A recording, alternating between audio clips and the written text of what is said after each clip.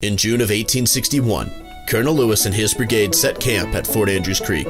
It was here that Eli M Buford, a private of the Company Tylersburg, wrote to his wife detailing the struggles of the war. My dearest and sincere Agatha, I must be quick with my words, as we are bound to leave camp very soon. This war is terrible and unforgiving. I fear that every letter I write home will be the final words I am able to give you. I wish from my lips to speak to you these things in person, but until that day arrives, may these letters be of service to tangibly express my love to you. I do not shed an ounce of regret for joining this great cause. Though our numbers are dwindling, my confidence has not decayed. Our moment will arise, and as we march home, victorious, my feet will be swift, knowing they are returning to you, my dearest Agatha. This war has not come without pain and tragedy. Last week we were called to join Colonel Adams' unit at the Battle of Henry's Bridge. The night before the battle, we learned that the engagement would be against the Barton Brigade, a group well documented in this war for their failures, from the blunder at Blake's Hill to the food poisoning of the potato salad picnic.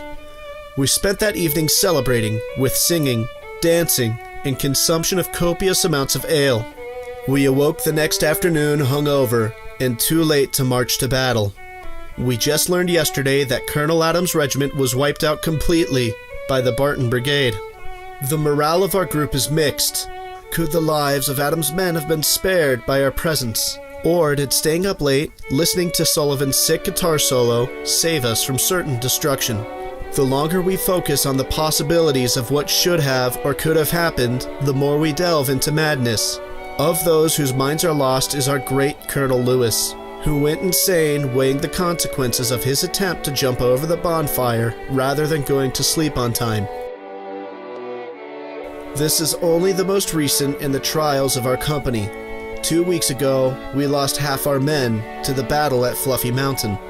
We misplaced our spare ammunition and ran out of bullets early into battle. We resorted to throwing rocks at the enemy. They were small and ineffective. While retreating, we found our supplies had been stolen by the local animals. We lost even more men trying to take our bullets and gunpowder back from the creatures. Their screams can still be heard from the forest. With all destruction brought by cannons and bullets, the greater fear is still that I will die of dysentery, which, if you read anything about this war, you'll know is the leading cause of death among soldiers. My brothers are dying of diarrhea. With each stomach cramp, I wonder if my bowels are singing their swan song to the liquid death. My sweetest Agatha, if these are my final words, please know that my love for you does not die. I shall remain with you to the very end, in the greatest of glory and the pits of despair. When you walk barefoot on the grass, the tickle you feel on the hair of your toes will be my fingers caressing your feet. When your pimples throb with fluid, it is my spirit residing in yours, whispering my encouragement.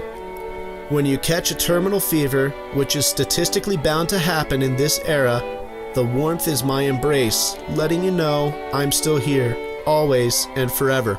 With all my love and all my hope, Eli M Buford.